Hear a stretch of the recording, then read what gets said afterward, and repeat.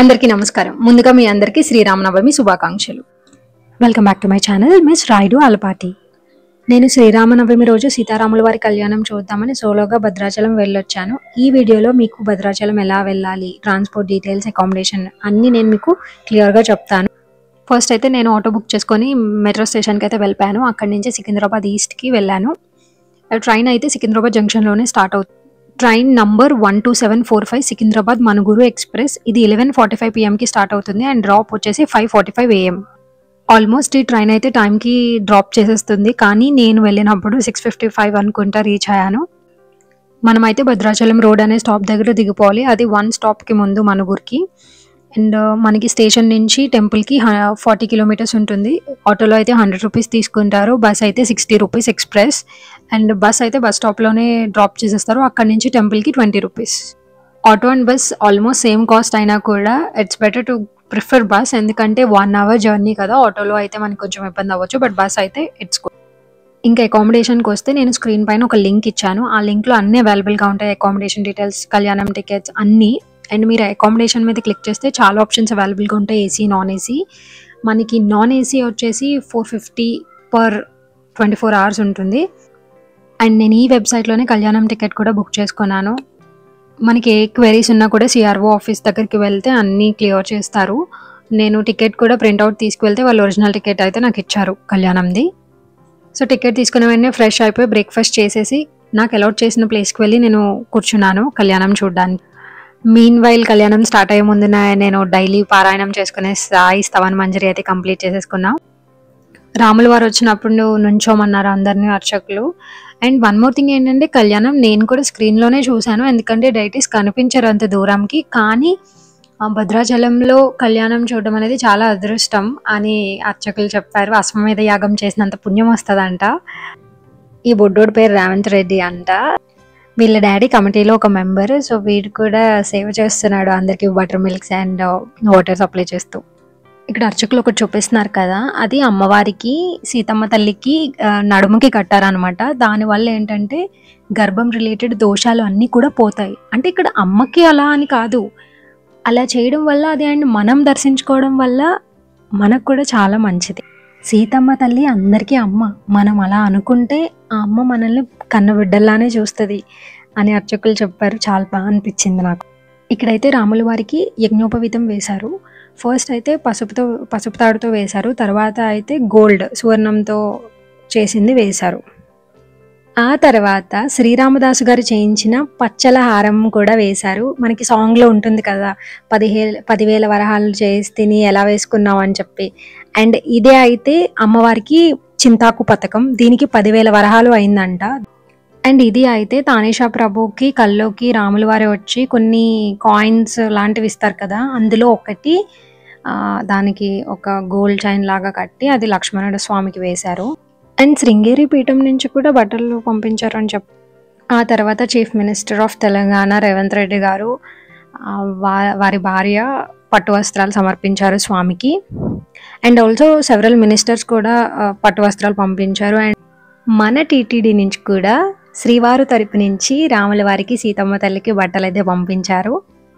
కరెక్ట్గా ముహూర్తం టైంకి 12 o'clockకి జీలకర్ర బెల్లం పెట్టారు. చాలా బాగా అనిపించింది చూడడానికి కూడా. చాలా క్యూట్గా రాముల వారు సీతమ్మ తల్లి చాలా అందంగా ఉన్నారు. మీరు ఇక్కడ స్క్రీన్ పైన చూడండి, జీలకర్ర బెల్లం అర్చకులు పెట్టడం కూడా చూపించారు. ప్రతిదీ భక్తులందరికీ చాలా క్లియర్గా చూపించారు చాలాసేపు. మీరు కూడా చూడండి, మీకోసమే రికార్డ్ చేశాను ఇదంతా. మెయిన్ థింగ్స్ అన్ని రికార్డ్ చేసి వీడియోలో యాడ్ చేశాను. క్లియర్గా లేకపోయినా అంటే వెళ్ళని వాళ్ళకి కూడా చూసినట్టు ఉంటుంది అని చెప్పి. అండ్ చాలామంది భక్తి టీవీలో చూసుంటారు, బట్ ఏదో నా సంతోషం కోసం. నెక్స్ట్ వచ్చేసి మంగళధారణ. ఫస్ట్ అయితే మంగళసూత్రానికి పూజ చేశారు. ఆ తర్వాత మనకి యూజువల్గా అయితే 2 మాంగళ్యాలు ఉంటాయి, 2 సూత్రాలు ఉంటాయి, కానీ అమ్మవారికి 3. ఎందుకంటే ఒకటి అత్తింటి వారి నుంచి, ఇంకొకటి పుట్టింటి వారి నుంచి, ఇంకొకటి రామదాస్ గారు ఎక్స్ట్రా చేయించారు, అది మనలాంటి భక్తులందరి తరపు. సో ఒకటి జనక మహారాజు గారి తరపు నుంచి, ఇంకొకటి దశరథ మహారాజు గారి తరపు నుంచి, ఆ మధ్యలోది మన తరపు నుంచి, మనందరి భక్తుల తరపు నుంచి అమ్మవారికి. మాంగళ్య ధారణ అయిపోయాక తలంబ్రాలు. అండ్ అమ్మవారి సైడ్ కొంచెం మంది కూర్చున్నారు. అండ్ అయ్యవారి తరపు నుంచి కొంచెం మంది కూర్చున్నారు, కొన్ని ఆటలు కూడా ఆడారు. సేమ్ చాలా చాలా అయితే చాలా బాగా జరిగింది కళ్యాణం మాత్రం. నేనైతే చాలా సంతోషంగా ఫీల్ అయ్యాను. అండ్ ఫస్ట్ టైం నేను భద్రాచలం రావడం, అండ్ దట్టు ఒక్కదాన్నే రావడం, కళ్యాణం చూసే అవకాశం నాకు దక్కడం నేనైతే చాలా అదృష్టంగా భావిస్తున్నాను. సో మీరు స్క్రీన్ పైన చూస్తుంది తలంబ్రాలు పోస్తున్నారు అమ్మవారికి, అయ్యవారికి. సో తలంబ్రాలు ఎర్ర రంగులో ఎందుకు ఉంటాయి అంటే, ముస్లిమ్స్ ఆనందం వచ్చినప్పుడు గులాల్ చల్లుకుంటారు. అండ్ తానిషా ప్రభు గారు అప్పటి నుంచి ఇయర్లీ ఒక్కసారి కళ్యాణానికి, రాముల వారి కళ్యాణానికి ఇలాగ ఎరుపు రంగుతో కలిపిన ముత్యాల తలంబ్రాలు పోయడం అప్పటి నుంచి ఆనవాయితీగా వచ్చిందంట. అక్కడ అర్చకులు మాకు మైక్లో చెప్తున్నారు ప్రతి ఒక్కటి.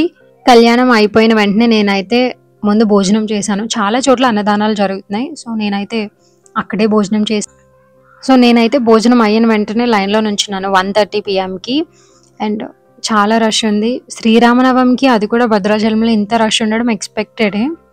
కానీ లైన్ మాత్రం 3:15కి ఎప్పుడో స్టార్ట్ చేశారు మూవ్ చేయడం. అప్పటి వరకు లైన్లోనే నుంచుని ఉన్నాను. అండ్ చాలా అంటే చాలా కష్టం అనిపించింది. బట్ స్వామి కోసం ఆ మాత్రం నుంచోవడంలో పర్లేదని కూడా అనిపించింది. తర్వాత స్వామిని చూసాక అదంతా అయితే వర్త్ ఇట్ అని అనిపించింది. అండ్ ఇంకొకటి మాత్రం ఏం చెప్పాలి అంటే, ఒక్కొక్కరికి ఎథిక్స్ ఏమి ఉండవండి. జస్ట్ అంటే ఇప్పుడు అందరూ ఇంటికి వెళ్ళాలి, కానీ కంగారీలోపు. అండ్ నాకు ఒక్కటి ఏం నచ్చలేదు అంటే, తాగిన water packets, glasses, water bottles అన్నీ రోడ్డు పైన వేస్తారండి. ఒక్కళ్ళు కూడా సరిగ్గా డస్ట్బిన్లో వేయడం నేనైతే చూడలేదు.